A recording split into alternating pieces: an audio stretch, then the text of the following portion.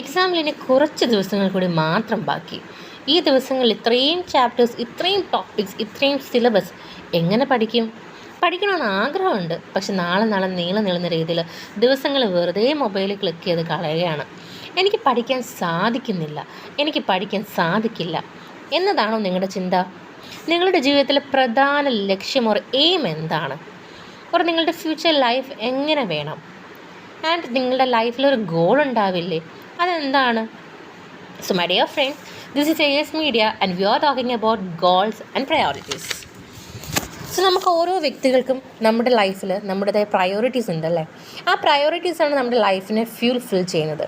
And നമ്മളൊരു ദിവസം ഉറക്കത്തിൽ നിന്ന് എഴുന്നേറ്റ് ആ ദിവസം തുടങ്ങുമ്പോഴും നമുക്ക് 2 ഓപ്ഷൻസ് മുന്നിലുണ്ട്. ദ ഫസ്റ്റ് വൺ, വെറുതെ കോളേജിൽ പോലെ ചില്ലടിച്ച് കറങ്ങി നടന്ന് മൊബൈൽ ഗെയിം ഓർ വീഡിയോസൊക്കെ കണ്ട് സമയം കളയാം. ആ ഒരു ദിവസം വെറുതെ വേസ്റ്റ് ചെയ്യാം. ഓക്കെ.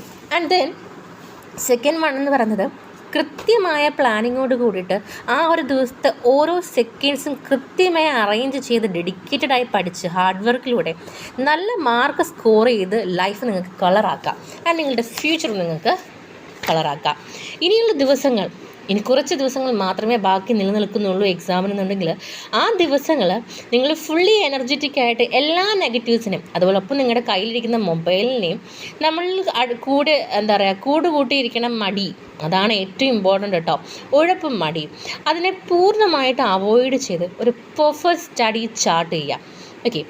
ആ ഒരു പെർഫെക്റ്റ് സ്റ്റഡി ചാർട്ട് നിങ്ങളുടെ കയ്യിലുണ്ടെന്നുണ്ടെങ്കിൽ ഇനിയൊരു 2 ദിവസം മാത്രമേ ഉള്ളെങ്കിൽ പോലും, ഓക്കെ, അല്ലെങ്കിൽ 1 വീക്ക് അല്ലെങ്കിൽ 2 ഡേയ്സ്, ഒരു 1 ഡേ മാത്രമേ നിങ്ങൾക്ക് ബാക്കിയുള്ളെങ്കിൽ പോലും നിങ്ങൾക്ക് വളരെ ഈസി ആയിട്ട് ഏതൊരു ചാപ്റ്ററും ഏതൊരു സിലബസും, ഇനി 6 സിലബസ് ഉണ്ടെങ്കിൽ 6 സിലബസ് നിങ്ങൾക്ക് നല്ല രീതിയിൽ പഠിച്ച് ബൈഹാർട്ടാക്കി മാർക്ക് സ്കോർ ചെയ്യാനായിട്ട് സാധിക്കും.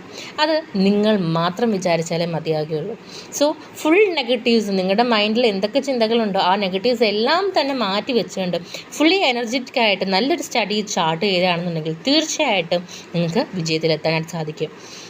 വേണമെന്ന അല്ലെങ്കിൽ നേടണമെന്ന ഉറച്ച മനസ്സോടുകൂടി ചെയ്യുന്ന ഒന്നും പാഴാവില്ല. പഠിക്കണം, മുന്നേറണം എന്ന ഉറച്ച ചിന്ത നിങ്ങളിലുണ്ടെങ്കിൽ നെവർ എവർ ഗിവ് അപ്പ്.